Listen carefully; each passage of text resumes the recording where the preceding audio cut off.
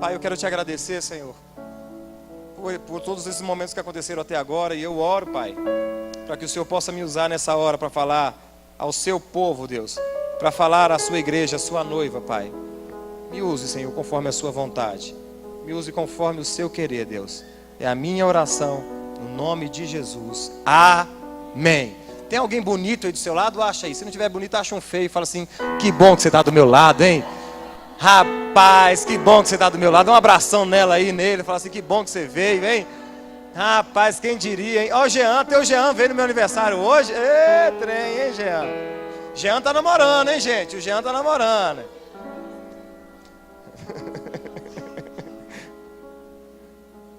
Abra sua Bíblia, Lucas capítulo 23. Lucas capítulo 23 e 34. Lucas 23 e 34. Aí nós vamos ler o versículo 34, o versículo 43 e o versículo 46. Lucas capítulo 23. Lucas 23 e 34.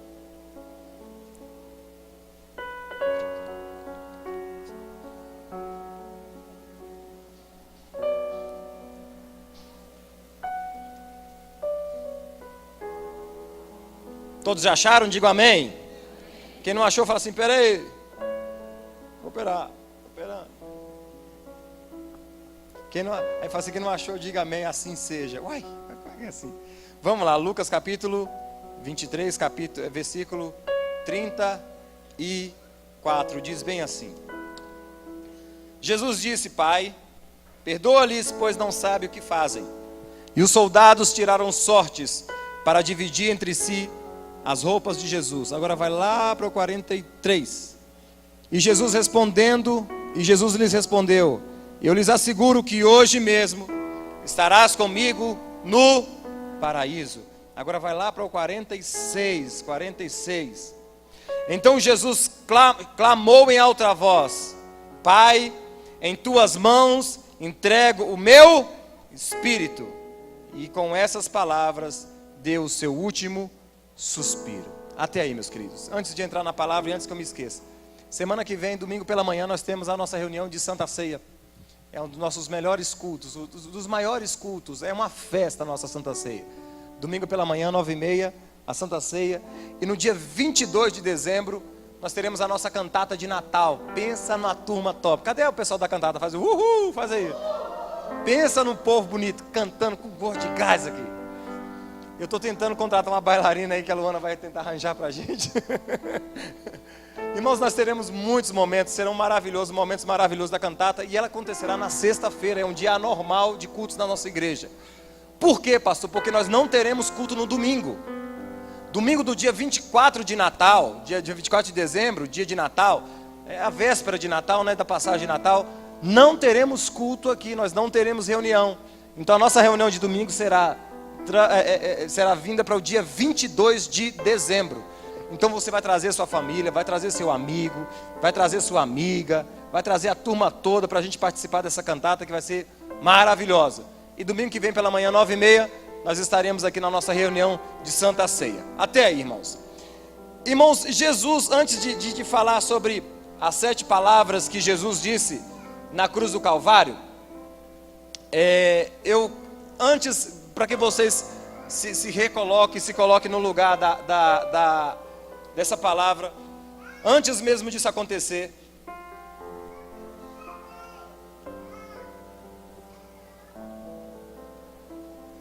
Jesus entra em Jerusalém, e Jesus está indo para Jerusalém 2 dias antes da crucificação de Jesus. Jesus está entrando em Jerusalém, e ele estava em Betânia, ele estava antes em Betânia, está indo para Jerusalém 2 dias antes da crucificação, para que vocês tenham noção disso.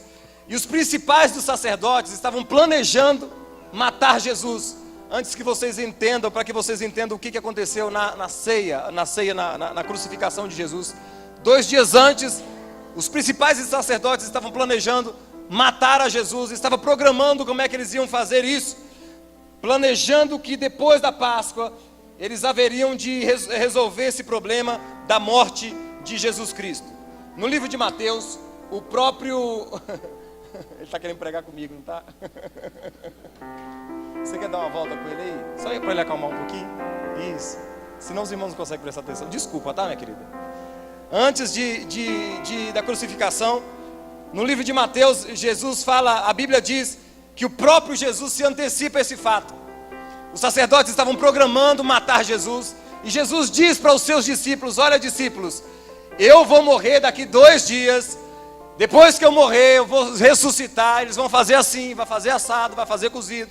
E Jesus se antecipa a esse fato e diz aos seus discípulos que eles estavam para ser entregues nas mãos dos homens, para ser preso e morto, porém ao 3º dia ele ressuscitaria. Quem está aqui fala amém? Pronto. Em outras palavras, os homens estavam achando assim: olha, eu vou planejar matar Jesus.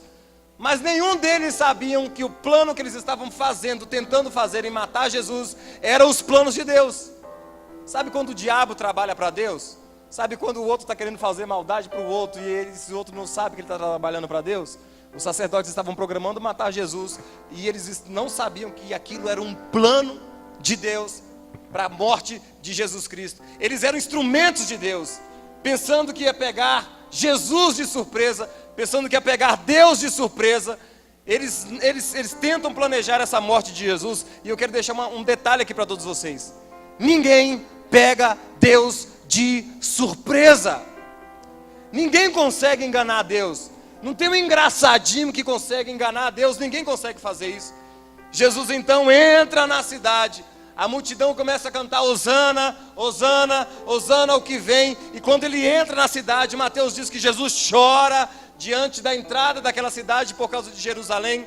Jesus então, um cenário mais à frente, reúne com seus discípulos e vai comer a Páscoa.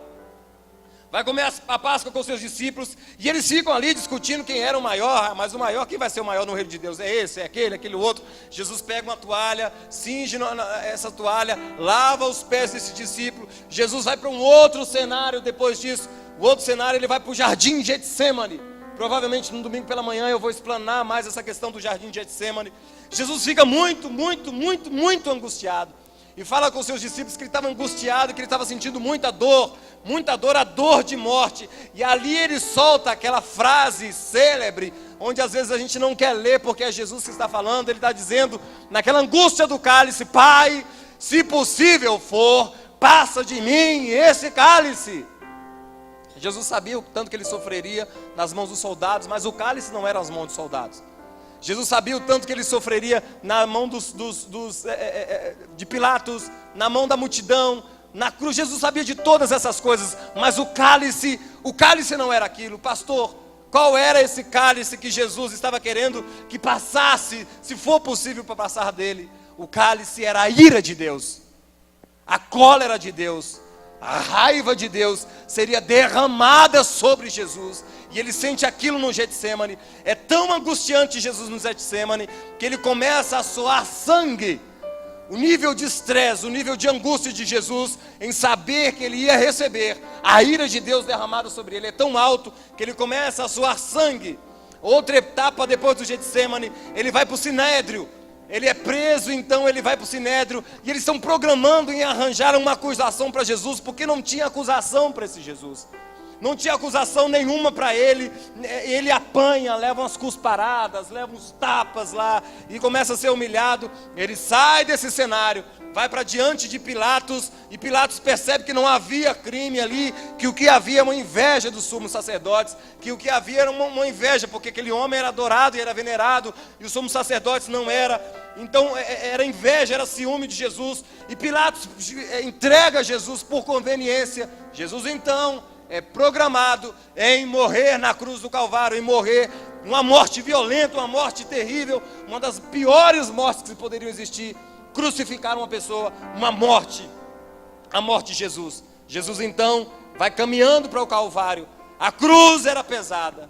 Os soldados obrigam a Simão Cirineu a ajudar a Jesus a carregar aquela cruz, porque Jesus não estava conseguindo levar aquela cruz. Ali no Calvário, Jesus é crucificado. E ele é crucificado entre 2 ladrões. 2 ladrões, 2 malfeitores. Mas o que Jesus fez nessa cruz Mateus diz que esses dois malfeitores no início, não no final, mas no início aqueles dois malfeitores estavam ofendendo a Jesus, estavam xingando a Jesus, estavam blasfemando contra Jesus. Na cruz, o que era normal de uma pessoa que estava sendo crucificada? O que era normal de uma pessoa estar sendo crucificada por causa da sua dor, por causa da falta de esperança, por falta de uma infinidade de coisas que ele não conseguiria sair da cruz. O normal daquelas pessoas era ofender os soldados, era xingar, era falar palavrões, era esbravejar para que ele suportasse aquela dor. O normal na cruz do Calvário, na cruz do Calvário, o normal na morte de cruz, era o índice de raiva, de dor, de cólera, você dizer palavrões, você ofender pessoas, você xingar, você invocar coisas e blasfemar contra outras pessoas. E não é o que acontece com Jesus. Na cruz, Jesus mostra algo impressionante que chega a ser assustador. Jesus na cruz tem um comportamento que é estranho até. Qual foi o comportamento de Jesus na cruz? Equilíbrio, serenidade, controle. Ele deveria xingar, esbravejar, amaldiçoar, chamar uma legião de anjos, porque pregos nos seus pulsos, nas suas mãos, nos seus pés, humilhação, apanhar, sede. E ele transforma, olha para esse Jesus. Jesus transforma a cruz, Diego, num púlpito. A cruz de Jesus agora é um púlpito, em que eu não vou perder a oportunidade de pregar, porque eu passei 30 anos em preparação e os meus minutos será de pregação. Ele veio para pregar, ele veio para trazer boas novas. E Jesus faz da cruz o seu púlpito. Jesus está na cruz fazendo o seu púlpito. Ele tem plateia, ele tem pessoas, ele tem multidão, ele tem gente para ouvir, ele tem malfeitores ao seu lado. Então a oportunidade que eu tenho, eu vou pregar. E Jesus prega na cruz. A audiência é grande. Imagine uma pessoa sendo crucificada, o tanto de pessoas que não passavam ali, o tanto de pessoas que não se reuniam para olhar para esse Jesus. Será uma grande oportunidade de falar coisas que ficará para a vida toda. O que Jesus disse na cruz do Calvário ficou para a vida toda. Olha para esse homem, olha para Jesus. Ele diz 7 palavras, na verdade ele traz 7 discursos que impactam ainda hoje, mais de 2000 anos após. As frases que ele diz impactam ainda hoje. Que homem é esse? Esse homem é Jesus. Esse homem é Jesus. Lucas fala em 3 frases, João fala de 3 frases, Mateus e Marcos falam de uma frase, de uma palavra. E a primeira palavra que Jesus diz na cruz do Calvário está aí no texto onde nós lemos, Lucas capítulo 23, versículo 33 e 34. A primeira palavra que Jesus diz é: a multidão gritava cada vez mais alto, exigindo que Jesus fosse crucificado, e o seu clamor prevaleceu. Lucas 23, 33 e 34. E quando chegaram ao lugar chamado Caveira, ali o crucificaram, os malfeitores, um à direita e outro à esquerda. E dizia ali, olha o que Jesus disse, olha aqui para mim. Olha o que Jesus disse na cruz do Calvário: Pai, perdoa-lhes, porque não sabem o que fazem. Se fosse você na cruz do Calvário, eu me coloquei naquela cruz e eu falei assim, talvez, na hora eu não ia pedir não, porque eu ainda não sou crente a esse ponto não, mas eu vou ficar crente. Talvez no outro dia eu perdoaria. Na hora da raiva assim, eu estou aprendendo ainda. Na hora da dor, o normal era xingar, o normal era amaldiçoar. E o que Jesus solta como primeira frase, como primeira palavra? Pai, perdoa-lhes, porque não sabem o que fazem. A primeira palavra de Jesus na cruz não é palavra de juízo, não é palavra de condenação. Ele não se vinga dos seus soldados, ele não se vinga da multidão, ele não vinga de Pilatos, ele não vinga dos seus discípulos que os abandonaram, ele não vinga da multidão, não vinga de ninguém. A primeira palavra que eu aprendo na cruz é: perdoem. Perdão é a primeira palavra que Jesus começa a pregar na cruz do Calvário. Perdão. Perdão. Eu tenho que aprender muito ainda. Eu olho para Jesus na cruz. Eu olho a Ele na cruz. No momento da dor. Jesus lá, Ele está dizendo, olhem para mim. O que Jesus queria dizer com isso? Não paguem o mal com o mal. O direito meu era vingança. O direito meu era ir e procurar os meus direitos. E Ele diz, Pai, perdoa-lhes. Pai, perdoa-lhes. O que Jesus me ensina na cruz do Calvário é não paguem o mal com o mal. Não paguem o mal com o mal. Não paguem o mal com o mal. Não paguem o mal com o mal. Ele pede perdão em nome dos seus malfeitores. E Ele ameniza a culpa de todas aquelas pessoas. Porque Ele disse, Pai, perdoa-lhes. E Ele ameniza a culpa. Eles não estão sabendo o que fazem não, Pai. Ô, deixa para lá, só. Vamos deixar esse negócio para lá. Ele estava enganado, ele estava bêbado. Vamos deixar para lá esse negócio. Vamos ficar com esse prejuízo para lá. Pai, perdoa. Eles não estão sabendo, eles estão cegos. Eles não sabem o que fazem. Deixa o prejuízo só para mim, Pai. Perdoa, Pai, porque eles estão perdidos, eles estão cegos. Se Jesus fez isso na cruz do Calvário, quem de nós aqui pode guardar algum tipo de mágoa de alguém? Se Jesus fez isso num momento de dor e de rancor, pastor, mas eu fui agredido na minha honra. Eu fui agredido dessa forma, aconteceu isso e isso comigo, pastor. Se Jesus fez isso na cruz do Calvário, no ápice da dor, quem sou eu para não perdoar alguém ou deixar para lá as dívidas que eles têm comigo? E é preciso perdoar. Além de perdoar, eu preciso atenuar a culpa daquele que me ofendeu. A segunda palavra é a palavra de salvação. Lucas capítulo 23, 42 e 43. E disse Jesus, Senhor, lembra-te. E ele disse a Jesus, Senhor, lembra-te de mim quando entrares no seu reino. E disse-lhe Jesus, em verdade te digo, hoje mesmo estarás comigo no paraíso. Na cruz do Calvário. Irmãos, talvez se fosse eu ou você sentindo uma dor, e alguém fosse lá na sua casa, se você tivesse com dor de barriga, por exemplo, e você tivesse lá um Imosec. Eu uso Imosec hoje ainda, gente. Imagina aí que se você não conseguisse andar, não é? Porque a marca da promessa ficaria, e você precisasse de um Imosec. Eu moro lá no Bela Vista, você mora lá na Serra de Ouro Branco. E eu tivesse um Imosec que não pudesse levantar da minha cama ou do meu trono. E essa pessoa que mora lá na Serra ligasse para mim e falasse bem assim, ô Wellington, traz seu Imosec aqui para mim, cara. Agora olhe para Jesus. Ele com dor, sendo humilhado. O moço que estava do lado dele falou assim, ô moço, lembra de mim quando você entrar no seu reino? Tem como? Você está de brincadeira, né, cara? Ele não ouviu você estar de brincadeira. Jesus olha para ele e fala bem assim, aguenta mais um pouquinho aí, só.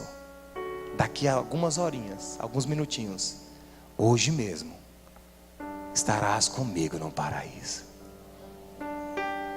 Olha para esse homem. Olha para esse homem. A segunda palavra que Jesus tem é palavra de salvação. 2 ladrões pregados.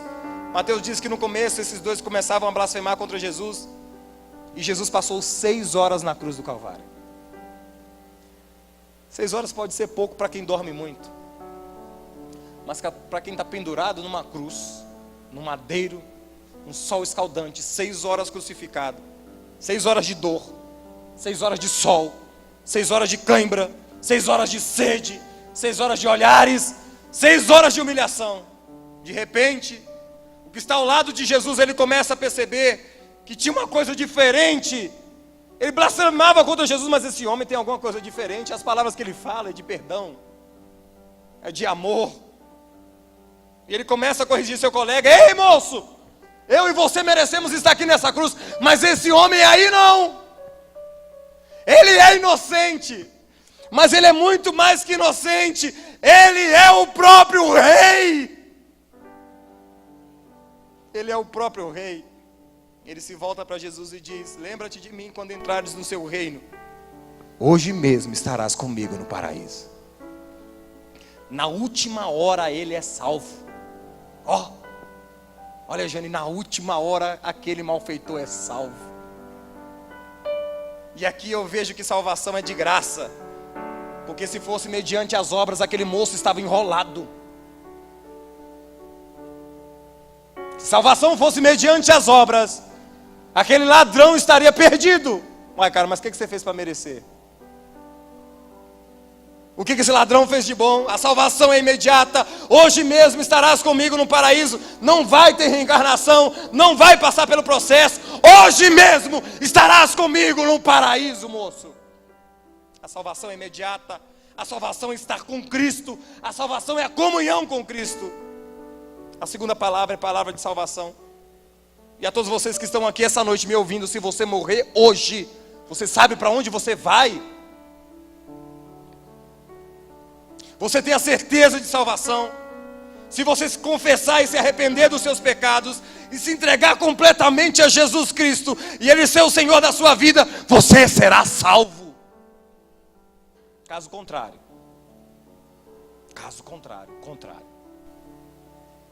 A segunda palavra é palavra de salvação. A terceira palavra ele diz em João, não precisa abrir sua Bíblia para a gente acelerar, pode anotar aí, João capítulo 19, versículo 26 e 27. Ora, Jesus vendo ali a sua mãe, e que os discípulos a quem ele amava estava presente, disse a sua mãe, João 19, 26 e 27, disse a sua mãe: mulher, eis aí o seu filho. Depois disse ao discípulo: eis aí a sua mãe. E desde aquela hora, o discípulo a recebeu em sua casa. Quem está exposto a uma crucificação como Jesus, não tem como pensar em outra coisa, gente. Você passando mal porque você comeu alguma comida estragada, você consegue planejar seu futuro? Você consegue pensar em planos e metas? Você está passando mal ali que você comeu um pastel estragado.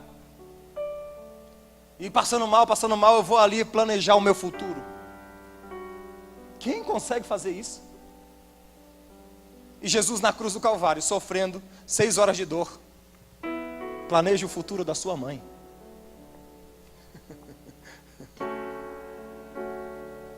Ele está na cruz do Calvário, a sua mãe chega diante dele, Maria. E Jesus olha para aquela mulher. Provavelmente José já estava morto. Os seus discípulos, os seus irmãos não acreditavam em Jesus como o Senhor. E ele olha para sua mãe e fala assim: meu Deus, o que vai ser dessa velhinha? Como é que vai ser o futuro dessa velhinha? Ela não tem aposentadoria. Quem vai cuidar dessa velhinha? Na cruz do Calvário, ele pensa no futuro de sua mãe. Na cruz do Calvário, ele fala: João, meu discípulo amado, cuida da minha mãe. Olha para isso. Cuida da minha mãe. Cuida da minha mãe. O cuidado tem que ser com crucificado. Quem está doente é que precisa receber cuidados. Quem sofreu um acidente é que precisa receber cuidados. Mas esse acidentado na cruz do Calvário planeja futuros. Cuida dos seus, cuida da sua mãe, cuida dela. E esse homem consegue, ele pregado na cruz, ele olha para sua mãe e vê o lado dela. Vê o lado dela. Preocupado com o destino e com o cuidado da sua mãe. Ele está preocupado com a mãe na cruz do Calvário. Ele na cruz toma medidas para cuidado de sua mãe. E diz para o seu discípulo amado: ô João, cuida da minha mãe. Ô João, você é bem carente também. Mãe, cuida do João. E a Bíblia diz, relata que Maria esteve em Éfeso e provavelmente ela morou com João em sua casa. E aqui eu quero abrir um parêntese para você que tem mãe viva. Você que tem mãe viva, cuida dela, cara. Você que tem pai vivo, cuida dele, cara. Cuida dele. Nós que temos pais e mães vivos somos uns privilegiados. Faz um favor, tome uma atitude. Aos pais e as mães que não moram com você, não passe mais de uma semana sem ligar para eles. Se você tem um pai e a mãe distante, não passe um ano sem vê-los. Dá uma analisada lá na veinha, vê se ela está precisando de um dinheiro, porque a tendência delas é ficar sem nada para te dar, e foi assim a vida toda. Dá uma analisada lá na sua mãe, se ela não está precisando trocar aquela geladeira, aquele sofá, aquele fogão. Dá uma analisada lá no seu pai para ver se ele não está precisando de socorro. Dá uma analisada na emoção da sua mãe, como é que ela está. Qual foi a última vez que você sentou com sua mãe e perguntou assim: mãe, como é que você está, mãe? Vem cá, senta um pouquinho comigo, mãe. Me fala do seu coração aqui. Seu pai, qual foi a última vez que você fez isso? Enquanto estiverem vivos, faça. Faça. Porque Jesus na cruz do Calvário não perdeu essa oportunidade. Eu não vou estar aqui. Como era doloroso para aquela mulher olhar para aquele menino e morrer antes dela. Se tem uma coisa que é terrível para um pai, é ver um filho morrer. Mas você vai ficar bem nos braços de João. João vai cuidar bem de você. Vocês que têm pais, vocês que têm mães, cuide dos vossos pais e cuide das vossas mães. Ainda hoje. Eles não são seres eternos aqui na terra. Eles têm data de validade, todos nós temos. Cuidem deles hoje. Porque no caixão não tem mais jeito. E foi o que Jesus fez com a sua mãe. Pergunta sua mãe como é que ela está. Pergunta como é que está a finança. Mãe, está precisando de um dinheiro aí? Não, está precisando não, meu filho, está precisando. Pega e dá, compra o negócio que ela está precisando. Que eles são assim, eles querem sempre ver os nossos bens, o nosso bem, o nosso bem. Como é que está seu coração aí, mãe? O que você está calado assim, mãe? O que aconteceu? Fala para mim aqui hoje. Dança um forró com ela lá na cozinha. A minha eu danço forró com ela, ela me bate toda vez que ela é crente assembleana assim, fogo puro. Vem cá, mãe, que eu vou dançar com você o forró aqui. Você é besta, menino, palhaço. Me ama, só manda vídeo para mim. E eu mato meus irmãos de inveja. Odé, palhaço. Jesus nos ensina que a vida de um cristão implica em cuidados uns pelos outros.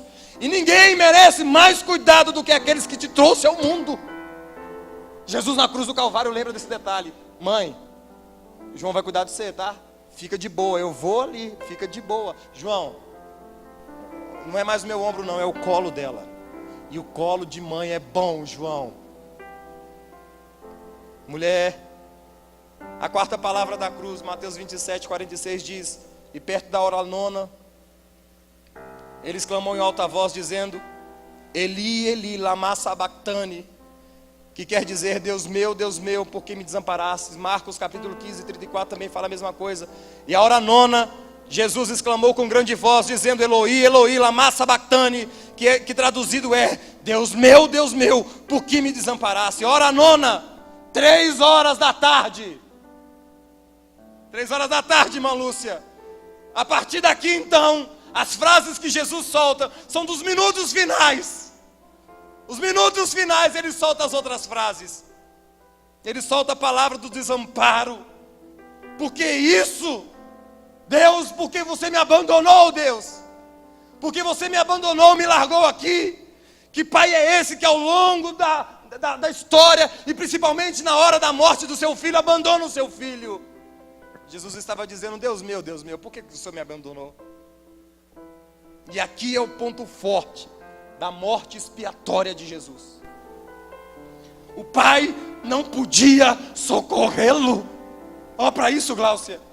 Deus não poderia socorrer Jesus. Por quê? Porque ele lançou sobre Jesus toda a nossa iniquidade. Imagina o coração de Deus. Todos os nossos pecados e iniquidades, Gláucia, foi derramado sobre Jesus. E Deus não podia socorrer o seu filho. E Jesus disse: meu pai, por que você me abandonou nessa hora? Que cálice amargo. Na verdade, Deus somente não derramou, Deus teve prazer em fazer isso. Isaías 53:10 diz: todavia, ao Senhor agradou moê-lo, fazendo-o enfermar. Quando a sua alma se puser por expiação do pecado, verá a posteridade. Ele foi maldição por mim e por você. A raiva que Deus tinha de mim e de você por causa do pecado foi derramada sobre o seu filho. Todo o ódio que Deus tinha por causa do pecado, ele derrama sobre Jesus naquela cruz. E Jesus diz: por que o Senhor me abandonou? Por que o Senhor me abandonou? A Bíblia diz que Deus não poupou o seu próprio filho. Para quê, pastor? Para amparar a mim e amparar você. Ele não poupou o seu filho para te amar e para te apoiar e para te ajudar e para te socorrer. A justiça precisava ser feita. A lei precisava ser cumprida e não havia outro caminho. O caminho era quem? Morre o filho, porque a humanidade não consegue pagar. Deus desamparou o seu filho para amparar você. O seu preço não foi comprado no Oiapoque. Você não foi comprado na 25 de março. O Filho de Deus morre e esse foi o preço da sua vida. Você não foi comprado num Extra, nem num Carrefour. Você não foi comprado com todo o dinheiro do mundo. Você foi comprado pela vida de Deus na cruz do Calvário, morto e humilhado. E você custou muito caro. Doeu muito para Deus moer o seu filho, por mais que ele tivesse prazer nisso. Você foi caríssimo. Deus permitiu a morte de seu filho. Para quê, pastor? Para que você tivesse vida. Sabe por que você vai ter vida eterna? Porque Ele permitiu que o seu filho passasse por tudo aquilo. A raiva de Deus foi derramada sobre o seu filho e é por isso que você tem vida eterna. É por isso que você tem vida eterna. Caso contrário, meu filho e minha filha, teríamos morte eterna. Você custou Jesus. Quanto que eu custei, pastor? Jesus. Eu custei Jesus. A cruz não foi um acidente. A cruz não foi um acaso. A cruz foi por conta própria de Jesus por você. Foi por sua causa. Jesus não foi para a cruz por causa de Judas. Jesus não foi para a cruz por causa dos seus discípulos. Jesus não foi para a cruz por causa de Pilatos, dos sacerdotes, dos soldados. Eles eram apenas instrumentos de Deus para isso. Jesus foi para a cruz porque o Pai mandou ele para lá. Vai para lá, vai. Mas logo, logo vai passar. E um dia, na Raimundo Campos 110, estarão sentados pessoas compradas e lavadas com sangue do Cordeiro. É você, fala para o seu irmão, é você. Fala com ele assim, é você. É você. É você. É você.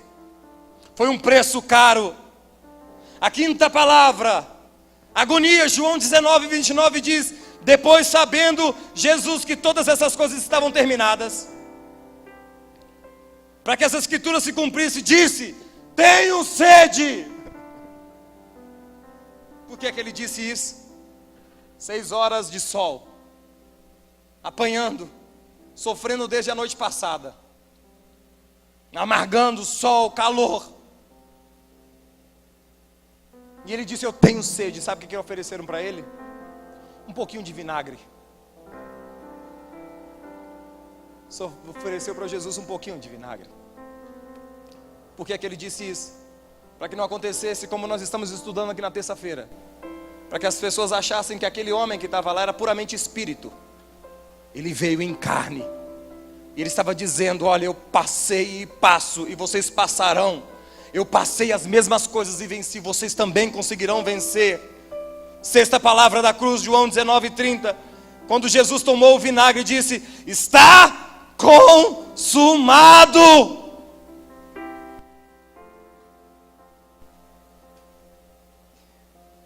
E eu fiquei impressionado quando eu fui estudar sobre estar consumado. Estar consumado é uma palavra só em grego. Como assim, pastor? Está consumado, essa frase que a gente fala, de 2 palavras, em grego é uma palavra só, que quer dizer tetelestai. E como é que era usado o tetelestai, pastor Wellington? Era assim, um pai manda um filho fazer alguma coisa. O pai manda o filho varrer um quintal. E disse, eu não quero nenhuma folhinha, todos os cantos tem que estar assim, assim, assado. E o filho vai até o quintal e começa a varrer. E depois que ele resolve tudo, ele volta para o seu pai e diz, pai, tetelestai. Que quer dizer, pai, eu fiz exatamente como o senhor pediu. Está tudo varrido, está encerrado, eu fiz o que o senhor me pediu. Eram 3 ocasiões que se dizia essa palavra tetelestai. Quando alguém devia um dinheiro a alguém, e quando ia pagar essa dívida, ele recebia um recibo de quitação. E no recibo de quitação tinha um carimbo, e no carimbo estava escrito tetelestai. Todas as vezes que aquele credor, ou aquela pessoa que tinha dívida, que pegava aquele recibo e olhava, estava dizendo, tetelestai, está pago, você não deve mais nada, não tem o que cobrar, tetelestai. Quando também, no último caso, usava essa palavra, tetelestai, está consumado.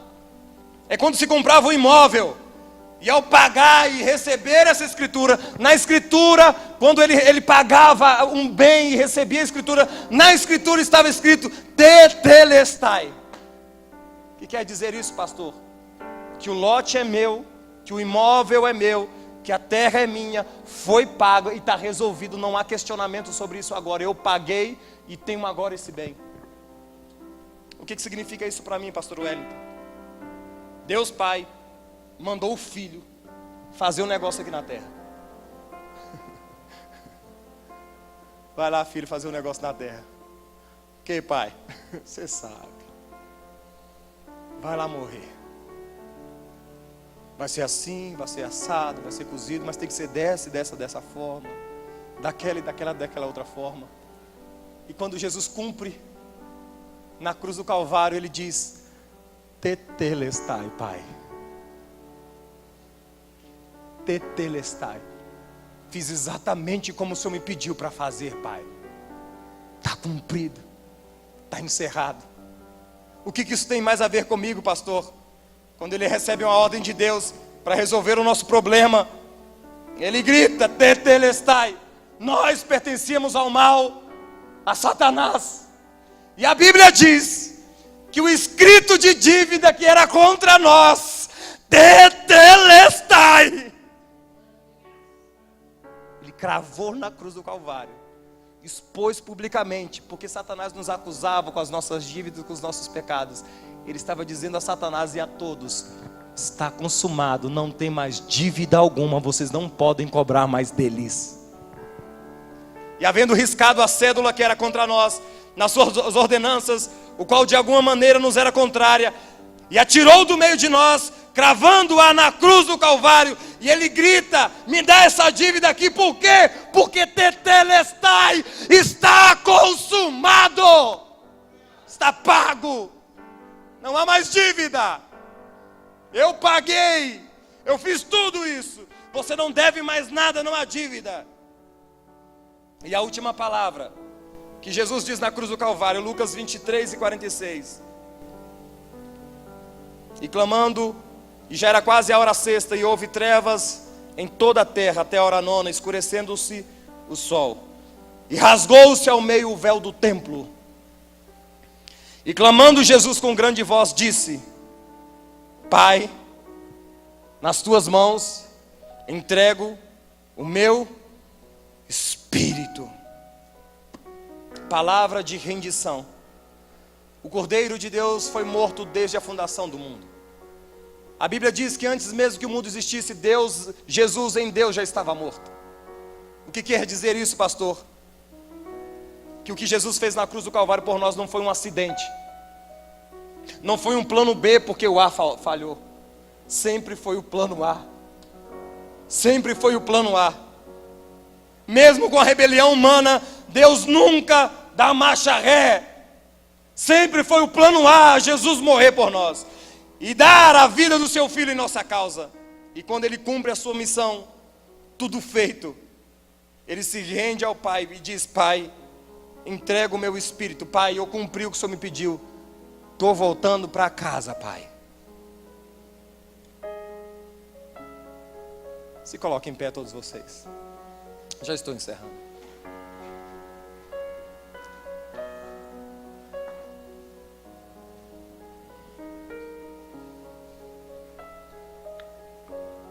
Por que é que Jesus ficou logo no meio de dois homens? Por que é que Jesus ficou no meio de dois pecadores? De dois salteadores, de dois ladrões? Por que é que ele ficou no meio de dois? Porque tanto da direita quanto da esquerda eram farinhas do mesmo saco. Toda a humanidade é igual. E uma grande parte da humanidade dirá: Senhor, tem como eu entrar no seu reino? E a outra parte da humanidade vai sempre rejeitar esse Jesus. Sabe por que Jesus ficou no meio? Porque há pessoas que se renderão a esse Jesus. Eu não falo se render ao catolicismo, ao espiritismo, à religião evangélica. Eu não falo isso, eu falo se render a Jesus. Durante toda a humanidade há pessoas que irão querer Jesus. E há outras pessoas que repudiarão esse Jesus. Ele é o divisor de águas. Jesus é o divisor de águas. E muitos olharão para Jesus, verão que Ele é Deus e não irão querer. É com muita dor que eu falo isso. Muitos não irão querer Jesus como o Senhor da sua vida. E muitos irão olhar para Ele e irão dizer: é impossível não ser servo desse homem. Ele é o próprio Deus. E eu faço essa pergunta a todos vocês essa noite: de que lado você está, meus filhos? Eu não sei se há aqui alguém que nunca entregou a sua vida a Jesus. Eu não sei se há aqui essa noite alguém que nunca se rendeu a esse Jesus e que quer servir esse Jesus. Jesus fez isso para quê, pastor? Para me livrar da ira de Deus. Já pensou você estar debaixo da ira de Deus? E eu não sei se há alguém aqui essa noite, mas se houver, eu quero perguntar agora: há alguém aqui essa noite que gostaria de entregar a sua vida a Jesus? Como assim, pastor? Eu quero entregar a minha vida a esse Jesus que o senhor falou aí, pastor. Eu quero me render a Ele, a esse Jesus aí. Eu quero que Ele seja o Senhor da minha vida. Eu quero que Ele mande em mim. Eu vou perguntar por 3 vezes só: há alguém aqui essa noite que gostaria de entregar a sua vida ao Senhor Jesus? Levante uma das suas mãos que eu quero orar por você. Alguém aqui essa noite que gostaria de entregar a sua vida a Jesus essa noite? Hoje pode ser o dia, o único, o último dia da sua vida. Levante uma das suas mãos que eu quero orar por você. Há alguém aqui essa noite que gostaria de se entregar ao Senhor Jesus? Se não há, que Deus os abençoe. E o que eu espero mesmo é que todos vocês tenham decidido olhar para Jesus e dizer: eu quero ser seu servo e eu quero que o Senhor seja o meu Senhor. Portanto, se isso é verdade na sua vida, arrependam-se dos seus pecados para que haja fé no seu coração. Tome vergonha. Tome vergonha e se arrependa dos seus pecados. Sem arrependimento de pecados não há salvação. Se arrependa, porque você é que deveria estar debaixo da ira de Deus. Se arrependa dos seus pecados. E o Senhor e você se tornará um filho de Deus. Feche os seus olhos todos vocês. Pai, obrigado por tudo que o Senhor fez na cruz do Calvário por nós, Senhor. Obrigado por sua palavra ministrada no nosso coração. E obrigado por causa dessa morte, Senhor, tão cruel e tão vergonhosa que o Senhor teve na cruz do Calvário, Pai. Senhor, se há alguém aqui essa noite, Senhor, que teve vergonha de levantar uma das suas mãos, mas que está se rendendo a Ti agora na cadeira, Senhor, nos bancos, eu oro por ele. E eu te peço que o receba como seu filho, Senhor. Aos que estão aqui essa noite, Senhor, que já entregou a sua vida a Ti, Senhor, que eles, Pai, que sejam completamente transformados pelo Senhor. E tomara que haja arrependimento na vida deles, que haja metanoia, que haja uma mudança de mente, Senhor. Eu te peço isso, Senhor. E eu apresento essa igreja a Ti, Senhor. Essa igreja que Te ama e que Te adora, Senhor. Eu oro por todos, Senhor. Por todos, Senhor. Por todos, Senhor. Por todos eles, Senhor. Me leva à sala do trono, mostra a sua beleza. Pode subir aqui, ministério de louvor. Quero ver tua face, Deus, me leva o louvor pode subir. Do trono, mostra a tua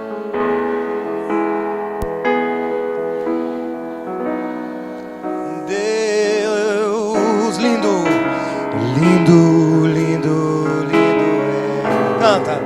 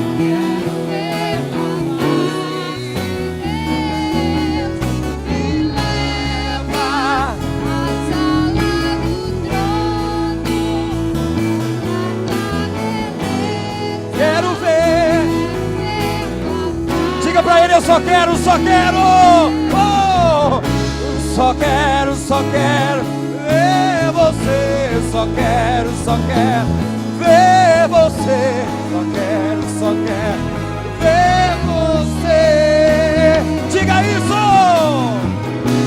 Só quero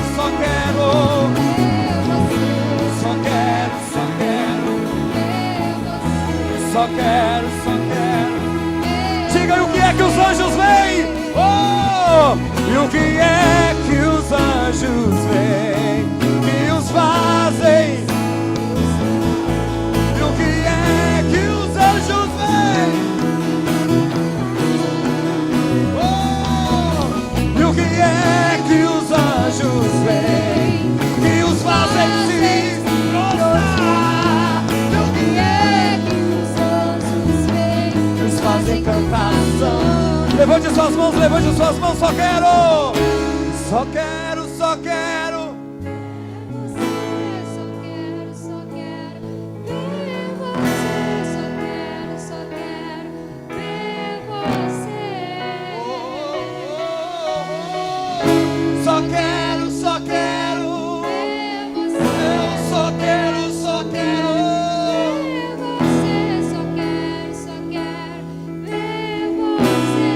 Olhem pra cá. Vocês me verão nas vossas mães hoje. Vocês me verão nos órfãos. Vocês me verão nas viúvas. Vocês me verão naquelas cartinhas do correio de crianças que estão querendo ganhar um presente. Vocês me verão no seu avô. Vocês me verão no seu vizinho. Vocês me verão nos doentes. Vocês me verão nos órfãos. Vocês me verão nos necessitados. Querem me ver? Procurem isso que vocês me verão. Talvez vocês queiram ver de forma espiritual, mas vocês ainda não têm a capacidade, a estrutura para ver de forma espiritual e plena, mas um dia vocês terão. Enquanto isso, socorro os que precisam de um presente, socorro os que precisam de uma oração, socorro os que precisam de um abraço, de um aconselhamento. Vocês todos me verão lá. Vocês me verão lá. Vocês me verão lá. Vocês me verão lá. Repartam o que vocês têm. Dividam. Contribuam. Socorram alguém. Vocês me verão lá. Vocês me verão lá. Até que um dia, quando vocês estiverem comigo, vocês ouvirão: vinde bendito do meu Pai. Porque eu tive fome e vocês cuidaram de mim. Precisei de um abraço e vocês me deram. Precisei de um conselho e vocês me deram. Precisei de uma cadeira, de um pano de prato, de uma colherzinha de sal, vocês me deram. Precisei de um perdão, de ser perdoado, e vocês me deram. Venham! Vocês são parecidos comigo. Eu conheço vocês. Vocês têm a minha cara. Vocês são minhas cópias de Jesus.